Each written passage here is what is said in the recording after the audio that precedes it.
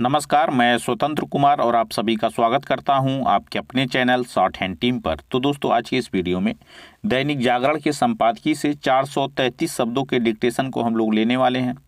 इसे हम लोग दो अलग अलग स्पीड में लेंगे। पहली बार में 70 की स्पीड में, दूसरी और आखिरी बार में इसी डिक्टेशन को हम लोग 80 की स्पीड में लेने वाले हैं।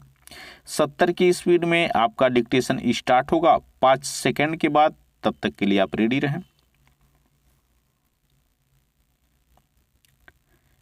स्टार्ट। स्वास्थ्य मंत्रालय की ओर से आयोजित एक कार्यक्रम को संबोधित करते हुए प्रधानमंत्री ने कोरोना संक्रमण का डटकर मुकाबला करने के बाद सेहत के मोर्चे पर भविष्य की चुनौतियों का सामना करने के लिए तैयार रहने की जो जरूरत जताई, उसे पूरा करने के लिए सभी को आगे आना होगा। यह सही है कि देश कोरोना संकट का सही तरह सामना कर रहा है, लेकिन केवल इससे ही यह साबित नहीं हो जाता कि सेहत के मोर्चे पर सब कुछ ठीक है। इसी तरह इस बार बजट में स्वास्थ्य क्षेत्र के लिए अधिक धन के आवंटन से भी यह सुनिश्चित नहीं होता कि देश को सेहतमंद बनाने का अभियान आसानी से पूरा हो जाएगा।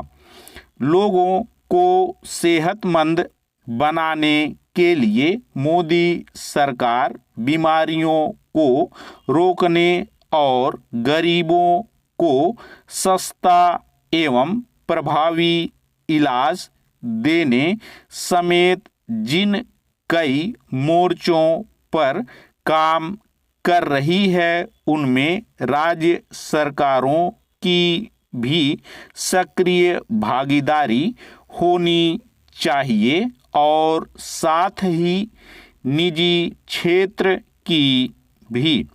यह समझने की भी जरूरत है कि स्वास्थ्य क्षेत्र को मजबूत बनाने के लिए अभी बहुत कुछ करना शेष है।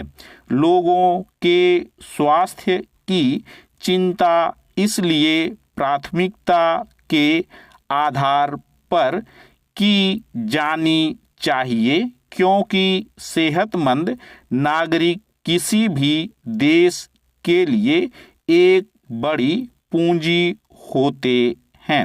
इसकी अनदेखी नहीं की जानी चाहिए कि भारत तमाम बीमारियों के गढ़ के रूप में जाना जाता है, जहां कई बीमारियां जीवन शैली के चलते सिर उठाए रहती हैं, वहीं कई सेहत के प्रति जागरूकता के अभाव के कारण सेहत के मोर्चे पर देश जिन तमाम समस्याओं से जूझ रहा है, उनमें एक पोषण युक्त खाद्य पदार्थों की अनुपलब्धता या फिर उनके बारे में सही जानकारी न होना भी है।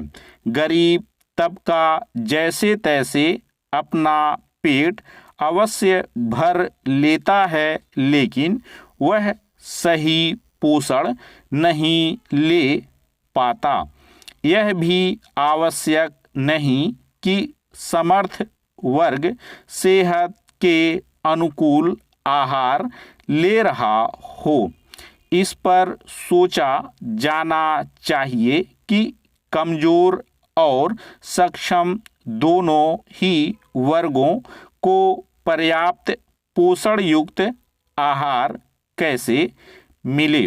यह सही है कि कुपोषण की समस्या से पार पाने के लिए कई कार्यक्रम चल रहे हैं और इसकी भी चिंता की जा रही है कि दाल, सब्जियां, दूध आदि सभी लोगों और खासकर गरीबों को कैसे आसानी से उपलब्ध हो, लेकिन इस दिशा में अभी बहुत काम किया जाना है।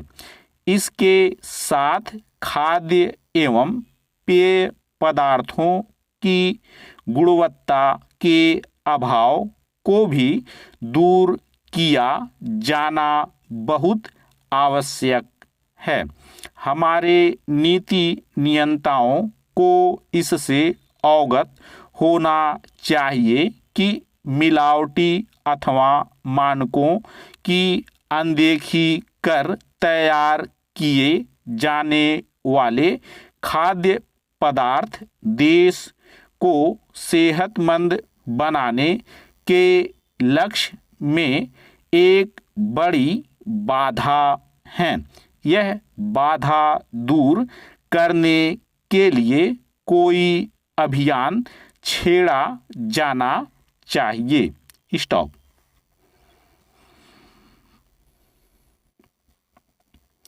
दोस्तों, इसी डिक्टेशन को दूसरी बार में हम लोग 80 की स्पीड में लेंगे और आपका समय स्टार्ट होगा 5 सेकंड के बाद। तब तक के लिए आप रेडी रहें।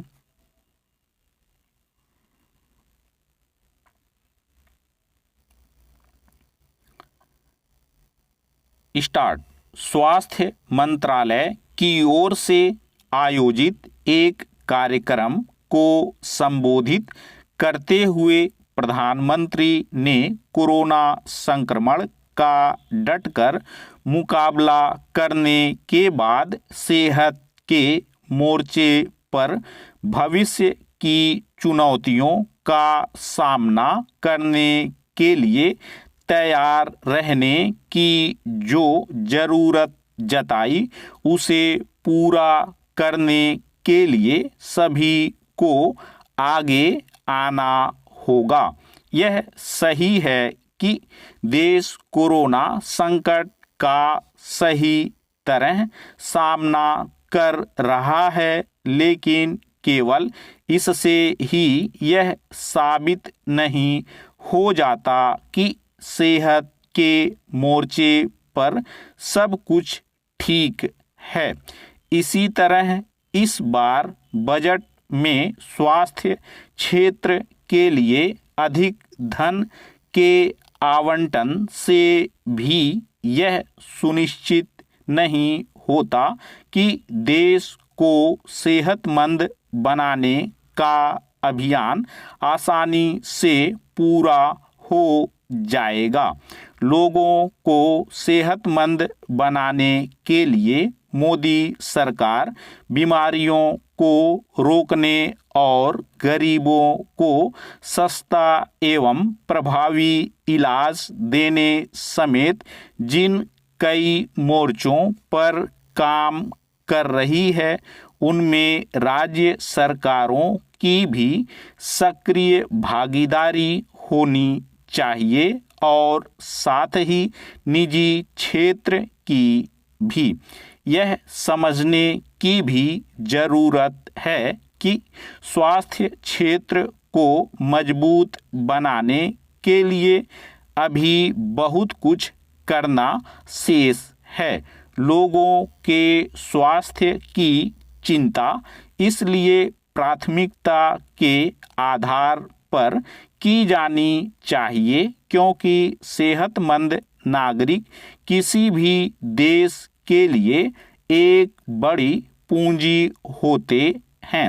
इसकी अनदेखी नहीं की जानी चाहिए कि भारत तमाम बीमारियों के गढ़ के रूप में जाना जाता है। जहां कई बीमारियां जीवन शैली के चलते सिर उठाए रहती हैं, वहीं कई सेहत के प्रति जागरूकता के अभाव के कारण सेहत के मोर्चे पर देश जिन तमाम समस्याओं से जूझ रहा है, उनमें एक पोषण युक्त खाद्य पदार्थों की अनुपलब्धता या फिर उनके बारे में सही जानकारी न होना भी है। गरीब तबका जैसे तैसे अपना पेट अवश्य भर लेता है, लेकिन वह सही पोषण नहीं ले पाता। यह भी आवश्यक नहीं कि समर्थ वर्ग सेहत के अनुकूल आहार ले रहा हो। इस पर सोचा जाना चाहिए कि कमजोर और सक्षम दोनों ही वर्गों को पर्याप्त पोषण युक्त आहार कैसे मिले। यह सही है कि कुपोषण की समस्या से पार पाने के लिए कई कार्यक्रम चल रहे हैं और इसकी भी चिंता की जा रही है कि दाल, सब्जियां, दूध आदि सभी लोगों और खासकर गरीबों को कैसे आसानी से उपलब्ध हो, लेकिन इस दिशा में अभी बहुत काम किया जाना है। इसके साथ खाद्य एवं पेय पदार्थों की गुणवत्ता के अभाव को भी दूर किया जाना बहुत आवश्यक है। हमारे नीति नियंताओं को इससे अवगत होना चाहिए कि मिलावटी अथवा मानकों की अनदेखी कर तैयार किए जाने वाले खाद्य पदार्थ देश को सेहतमंद बनाने के लक्ष्य में एक बड़ी बाधा है। यह बाधा दूर करने के लिए कोई अभियान छेड़ा जाना चाहिए। स्टॉप। तो दोस्तों, इस तरह से आज का वीडियो हम लोगों का कंप्लीट हुआ। मेरा प्रयास अगर आपको अच्छा लगा तो कृपया इस वीडियो को लाइक शेयर जरूर कर दिया करें। चैनल पर नए हैं तो चैनल को सब्सक्राइब करके जस्ट बगल में आपको बेल आइकन मिलेगा, उसे भी प्रेस कर दें ताकि मेरे लेटेस्ट वीडियोज आपको समय समय पर मिलते रहें और आप घर बैठे संकेत लिपि को सीख सकें। धन्यवाद।